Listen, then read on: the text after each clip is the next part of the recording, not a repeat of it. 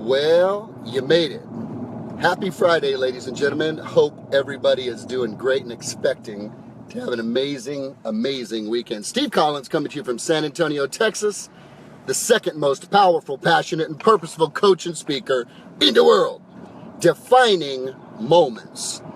Defining moments. What are defining moments? Defining moments are those moments when the things that you say are important to you, that you believe are important to you, or that you know should be important to you, become a mirror in your face, and you have an opportunity to take that crossroad and decide, are you going to the left? Are you going to the right? But there's no going back. You don't have a choice to not choose. As they say in Free Will, one of my favorite bands, Rush, if you choose not to decide, you still have made a choice. All right, so here's the deal. Defining moments determine the direction of your life and determine the time connected to the fulfillment of your destiny. Defining moments. And I'm going to share with you a couple of defining moments in my life. I remember working for a home builder back in the day, 19, 20 years ago, and I had a couple things that brought me a lot of encouragement. By the grace of God, I was one of the top salespeople and had a phenomenal neighborhood, doing great. And I had a couple of things on the wall across from my desk that I really, really loved. One of them said, all things work together for good for those who love the Lord. One said, I can do all things through Christ.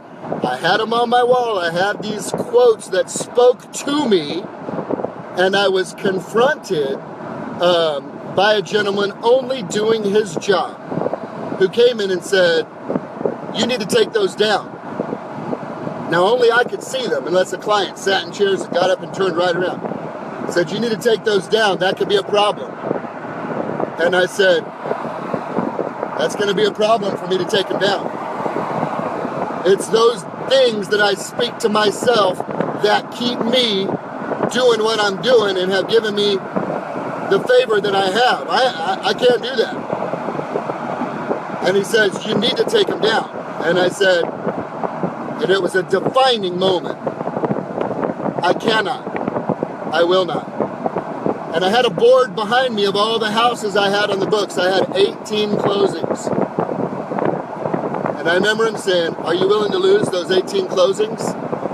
Well, ladies and gentlemen, that made it easy. I said, I'll tell you what I felt. I felt like saying, hell yeah! But I didn't. I said, yes, sir, I'm absolutely willing to, because see, what you call losing closings, I call sowing seeds. And what you consider a loss, that'll be seeds I sown for doing the right thing, and I'll get it back 100-fold. So I'm prepared. Are you prepared to lose your job? I said, I am prepared to lose my job over this. So I'm going to go to the attorneys. Went to the attorneys, told my wife, thank God, Miss Angela. She said, you took a stand? Keep it. I said, yeah, baby, that's it. Now, guys, you have to remember, this was 20 years ago. We didn't have, our big brood of 7 kids yet. It was a defining moment. The attorneys got back about a month later and said, let him leave it up. Oh, baby, a defining moment. I used to drive past defining moment 2 billboards with gold Rolexes on them. I used to think, man, those are cool. I like it. I just, the thought of spending, 35, 40 G's for a watch is a little trippy, unless the cost to me is like buying a Big Mac. But I used to joke about it with Angela all the time. I said, Lord, I thank you, I got my gold Rollie coming. Thank you, it's coming. Every time I saw it, I'd say, Lord, I thank you, I got my gold Rollie coming. I thank you, I got my gold Rollie coming. Woo, I'm excited about it. I know it's coming. And I was just being like a kid.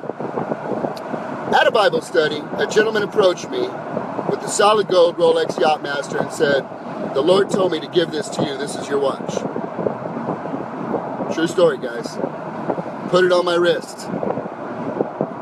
A week later, Angela and I went to a financial advisor to get some advice. After going through our stuff, he said, well, you have credit card debt, you have some debts you need to pay off here, and you're wearing a gold watch. Sell that watch, pay off your bills. What I wanted to say was, hell no! But I didn't. I said, hell no, I'm not going to do it. I wish they'd have had that song back then so I could have said, hail to the no, no, no. But it was a defining moment. I said, you don't understand. This is something that's been like a history. This is a testimony. This is amazing. It's almost like a family heirloom that was, it was like, dude, the Lord put this watch on my wrist, man. I mean, this is a big deal. He goes, well, maybe he gave it to you so you could pay off your bills. Whoo, buddy. It messed with my head, and I went home that night, and it frustrated me that I even had to think about it and ask those questions. So the defining moment was this. What's more important to me, the gift or the giver? And could I believe the Lord again for something spectacular? Now, guys, I don't need no freaking gold watch. You understand what I'm saying? This is fun stuff. It's just relationship stuff, all right? A defining moment. The very next day, I called the gentleman who gave it to me and told him the situation I was in. He said, brother, I don't even know why you're calling me. That's not my watch. When the Lord tells me to give a man something, that's his. That's between you. You do what's in your heart to do. If you feel that's the right thing to do, do it. It's your watch. It's not mine. I said, yes, sir. And I sold it. The next day. It was a defining moment. And one that's poignant for me today is, very few people know this. Angela does, and I know she won't mind if I talk about it.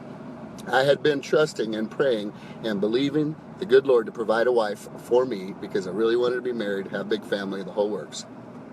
I had had people speak over my life for years about being a person who's going to be in the marketplace and fund different works and charities and organizations and be like a distribution center for finances. So this was in it. I met through a family friend, a young lady who was the sole recipient of a multi-million-dollar real estate, get that, real estate, I wasn't even in it back then, real estate, dude, like, they had 72 rental homes in Alamo Heights, just like the family, and I didn't even find that out till later. We dated, and we liked each other, and it was like feeling pretty good. It was pretty exciting. And then I found out about that, and I was like, man, that is crazy. Well, I took her to church with me. And I remember it like it was yesterday. When I pulled up to the church, she sat in the car, and she goes, I ain't going in. And I freaked out. I said, well, what do you mean you're not going in? She goes, I'm not going to go. I'm not going in. I said, why aren't you going to go in? She goes, I refuse to go to your church. I'm not going to do it. It was a defining moment. But you know what made it easy? She said this, you choose me or your church.